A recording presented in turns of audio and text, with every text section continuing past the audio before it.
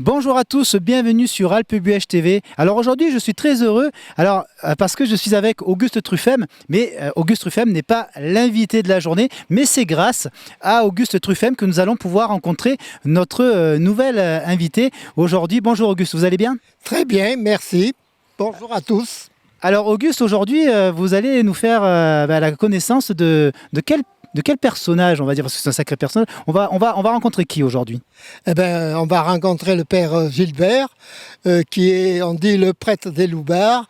Et je crois que c'est quelqu'un de très intéressant, étant donné qu'il a donné toute sa vie pour les délinquants et surtout les jeunes qui sont en déshérence. Et on voit, pendant que nous étions ensemble, il ne s'arrête pas de téléphoner, il leur téléphone parce que ceux qui ont besoin de lui l'appellent constamment. C'est des gens qui les avaient sortis vraiment de la misère, mais qui naturellement sont repartis. Et il faut dire que quelquefois, ils recommettent peut-être un petit peu des bêtises. Et donc, il appelle à nouveau au secours. Et oui, c'est ça, un homme qui est voué aux autres. On va le rencontrer. Alors bien sûr, hein, le père Guy Gilbert dit, comme disait Auguste, le curé des Loubards, mais on parle aussi de curé des artistes parce que de nombreux artistes font appel à lui pour des cérémonies, pour des mariages. On va en parler avec lui. Auguste, comment vous l'avez rencontré, ce sacré personnage? Eh bien, je l'ai rencontré il y a fort longtemps, puisqu'il était en Algérie. Moi-même, quand j'ai été rappelé, j'avais eu l'occasion de le rencontrer. Mais par contre, il a resté très longtemps après en Algérie. Un homme qui n'a pas sa langue dans sa poche aussi et qui est très lié à toutes différentes religions. Un homme qui avait fait beaucoup de télévision dans les années 80 et 90. Alors Auguste, est-ce que vous pouvez me tenir le micro, s'il Oui. vous plaît? Parce que je vais me mettre en situation de circonstance. Je vais mettre mon blouson noir parce que c'est un des rares prêtres qui porte le cuir. Alors, on se met à jour. Merci Auguste, merci de nous avoir invités, de nous avoir permis de faire cette belle rencontre. On se dit à bientôt Auguste. Et tant qu'à faire, nous, on va aller rencontrer donc ce prêtre hors norme.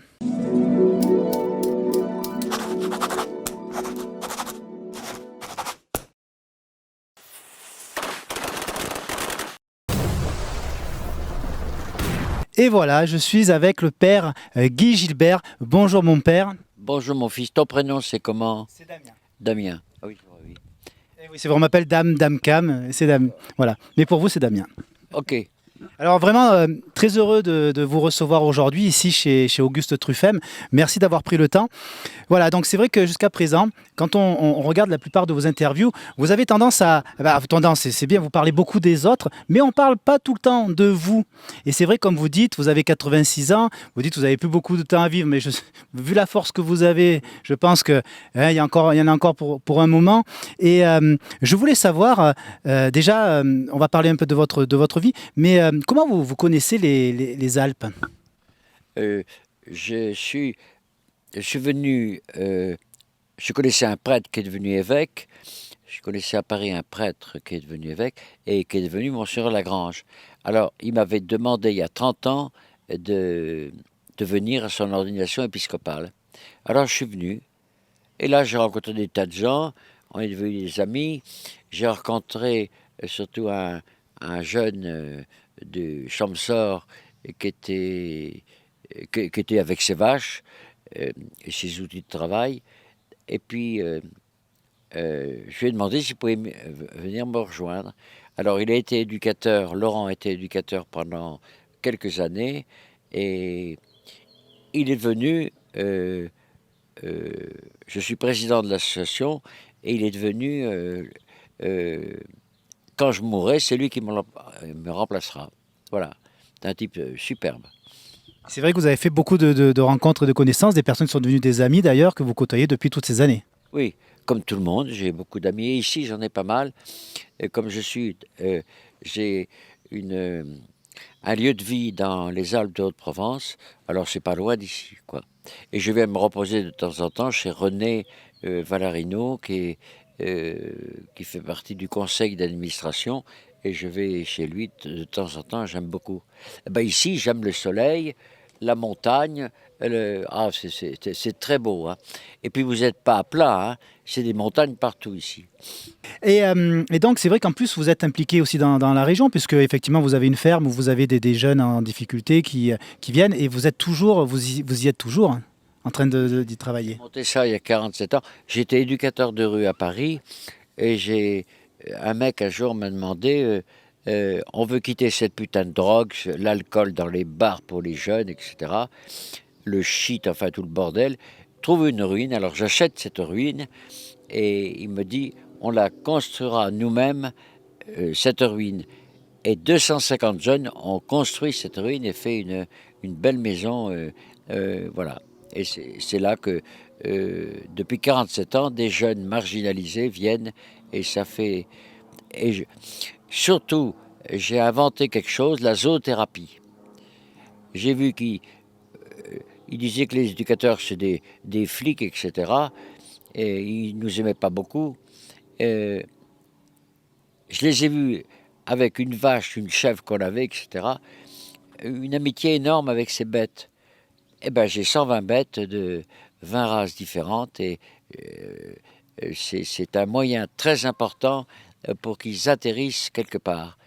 Bon, ils mangent des beefsteaks, etc. Ils n'ont jamais vu une vache, une chèvre, mais là, d'un seul coup, ils découvrent des bêtes et la bête leur apporte beaucoup, énormément. Alors, c'est vrai que voilà, on vous surnomme le curé des loupards, le curé des artistes. C'est une vie voilà, bien remplie.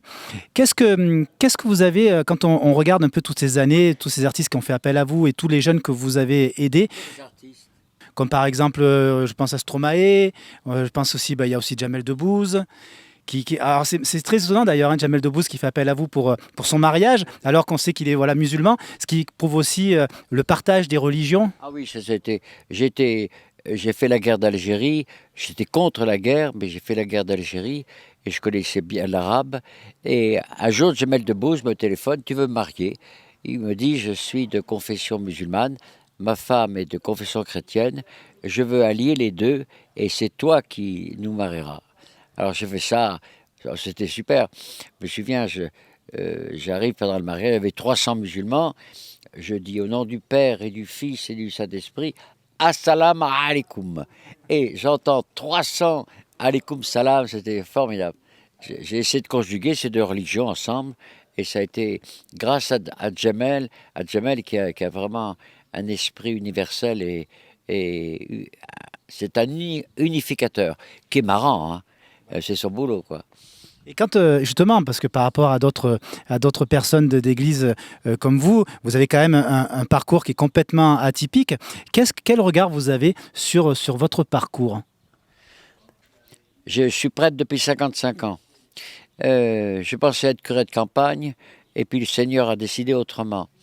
Et j'ai rencontré en Algérie un jeune qui était traumatisé par une famille divorcée, enfin atroce. Hein. Et ses sœurs étaient martyrisées. Et il était la nuit, dans la nuit à Paris, et je le vois à 2 heures du matin, je dis, qu'est-ce que tu fous là? Il me dit, je ne veux pas rentrer à la maison parce que c'est terrible. J'ai dit, viens dormir au presbytère. Et il est allé au presbytère, et pendant 5 ans, il est resté avec moi. Et il est devenu directeur d'une ONG, là, vraiment. Il a 62 ans maintenant. C'est la première rencontre Alors, tu diras que c'est drôle, mais l'Église, des oiseaux comme moi, l'Église les laisse un peu travailler avec des marginaux et ensuite en paroisse. L'Église, j'ai une confiance immense dans l'Église qui m'a permis depuis 55 ans de m'occuper des marginaux. C'est l'enseignement du Christ, j'ai voulu le vivre et l'Église m'a permis de le vivre. Les 5 archevêques de Paris m'ont permis de vivre ça l'un après l'autre. Monsieur Marty, etc., Lustiger. J'ai une immense reconnaissance de l'Église pour ça. Voilà. Parce que quand on voit l'image de l'église, on va dire c'est quand même une image relativement. On a l'impression qu'on peut avoir quelque chose de très très strict où voilà où beaucoup de choses se ressemblent. Et quand on voit un sacré personnage comme vous, on peut se dire, dis donc finalement dans l'église, on a quand même un côté un peu marginal aussi. Alors on accepte d'avoir des prêtres marginaux. L'Église l'a accepté. Ben, je dis la messe comme tout le monde. J'ai dit la messe des Rameaux dans un petit village à côté de Nefles.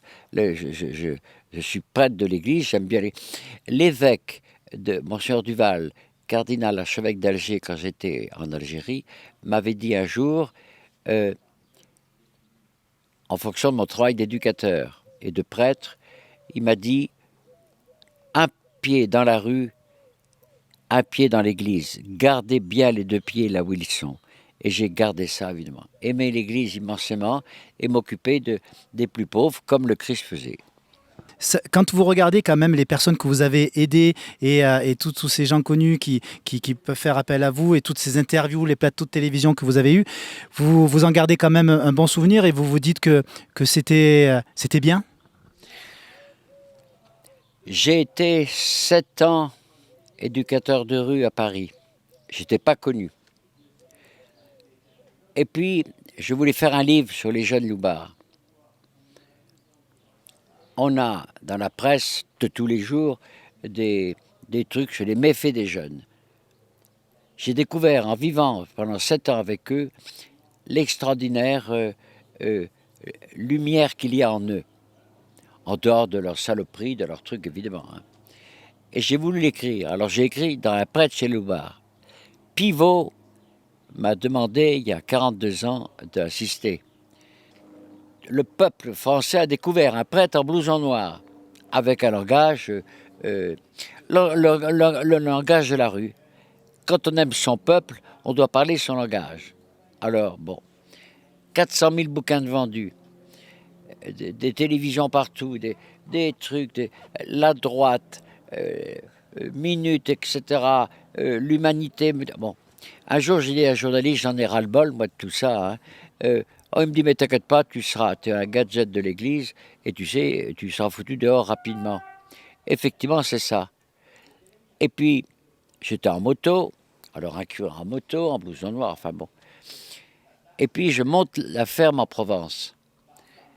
Et j'étais au milieu des chameaux, des lamas, etc., dans ma ferme que j'ai implantée. Et là, une télévision vient, mais vous êtes je dis, je suis éducateur de rue et je pratique la zoothérapie.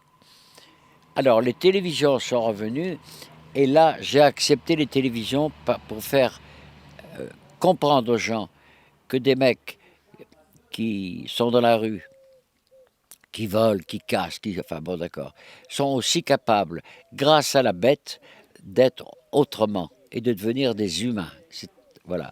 Alors là, les télévisions, j'ai accepté les télévisions vraiment, parce que ça permet à des milliers de gens de savoir que on ne sait pas toujours un délinquant comment on va le sortir. Moi, c'est par un mec arrive un matin, il me dit moi je veux rien, j'en ai rien à foutre de tout le monde. Voilà, j'avais 2 sacs, j'allais nourrir les sangliers. Ben, je dis, peux-tu porter les sacs? Il dit d'accord, je vais voir des sangliers. Voilà. Et puis, il essaie de caresser un sanglier, mais le sanglier ne le connaissait pas bien. Le sanglier lui fonce dessus. Il monte dans un arbre. Et j'ai dit, t'as raison de monter, mais ne crois pas que le sanglier ait cru que tu voulais faire son sac à main. Le sanglier, c'est comme ça, c'est sa nature. Voilà. Ça, c'était extraordinaire. Puis après, des tas de choses sont passées, des bêtes malades, etc. J'ai vu des choses extraordinaires, des jeunes qui n'ont apparemment pas d'humanité, me disent la bête ne triche pas et ne ment pas. Et comme souvent dans leur famille, on a triché et menti, ils sont heureux de trouver des choses qu'ils ne connaissaient pas. Et voilà. Et c'est là qu'on apprend un métier, on leur apprend un métier, etc. On a l'école pour leur faire reprendre leurs études, et ça marche très bien, Ça fait 47 ans que ça marche. Alors on voit hein, que vous êtes vraiment un homme humble parce que j'essaye de parler de vous et vous parlez encore des autres. Voilà, vraiment tourner vers les autres, c'est magnifique. Vous êtes surpris quand même de l'image, du succès que vous avez eu quand même parce que beaucoup de gens même de notre époque, enfin je veux dire, bon, de ma génération, mais même de plusieurs générations qui vous connaissent quand même, ça vous surprend. Écoute, le succès, je pisse dessus et j'ai beaucoup d'urine. Voilà. Le succès, c'est passager. L'important, c'est d'aimer des personnes humaines, de les responsabiliser, de leur faire confiance. Voilà. Et de leur donner des outils pour qu'ils puissent s'exprimer eux-mêmes. C'est la seule chose de ma vie, ça. En fait, c'est un beau message d'amour, en fait, hein, ce que vous dites. C'est un message d'amour. Je vis avec des musulmans, la plupart non chrétiens. Ils arrivent même souvent, ils veulent assister à la messe. J'essaie de faire une messe spéciale pour des jeunes qui ne sont pas chrétiens, mais ils viennent, s'ils veulent aller à la messe, ils viennent. Jamais j'oublierai, je déciderai un jeune de venir à la messe. Non, ils font ce qu'ils veulent, mais simplement être un exemple auprès d'eux du respect, de la fraternité et de l'amour humain. Ça, je crois que c'est ce qu'ils attendent. Oui, et ce que je sais aussi de vous, c'est que même si, par exemple, vous n'êtes pas d'accord sur certains sujets, cela ne vous empêche pas d'aimer les autres, même de la personne qui n'est pas du même avis que vous. Ah ben, évidemment, ça c'est sûr. Hein. Je, je suis comme Voltaire qui disait si je ne suis pas d'accord avec toi, je donnerai ma vie pour comprendre pourquoi. C'est superbe ça. Accepter l'autre quel qu'il est. Accepter des jeunes qui sont complètement en dehors de la société et les faire venir petit à petit pour qu'ils se découvrent eux-mêmes quelque chose et qu'ils veulent exprimer. Nous avons tous dans notre cœur le désir de faire quelque chose, mais à condition d'être aimé. Si tu n'es pas aimé, tu as envie de casser la gueule, de voler, etc. Voilà. Et quand tu les aimes suffisamment et qu'ils s'aperçoivent que tu les aimes gratuitement, alors c'est extraordinaire. Vous qui connaissez hein, les jeunes en difficulté, donc vous appelez les loupards, c'est vrai que maintenant on a tendance à appeler les jeunes comme ça des délinquants. Euh, qu'est-ce qui est différent maintenant entre les jeunes d'aujourd'hui, on va dire les jeunes loupards d'aujourd'hui et les jeunes loupards d'il y a 30 ans en arrière ou même 40 ans en arrière? Est-ce qu'il y a une différence par rapport à ces jeunes? Ils sont différents de même. Il y a une violence beaucoup plus grande. Regarde la télévision. Du matin au soir, les gens ne s'écoutent pas parler, se contredisent. Regarde ces images du matin au soir. Voilà. Le succès, c'est de la merde. Mais travailler au service des autres, donner sa vie pour les autres, c'est le rôle du prêtre, ça. Voilà, donner sa vie en l'écoutant jusqu'au bout. C'est la plus belle chose de ma vie, ça. Et je continuerai, j'ai 86 ans, mais je continuerai encore. Enfin, à condition que je ne sois pas complètement gaga. Un de vos amis me disait tout à l'heure que vous avez une forme olympique. Vous n'avez pas entendu tout à l'heure, mais on en a parlé de vous. Il a dit non, mais je ne sais pas comment il fait, il a une force incroyable. Donc, mais c'est plutôt bon signe et c'est très bien.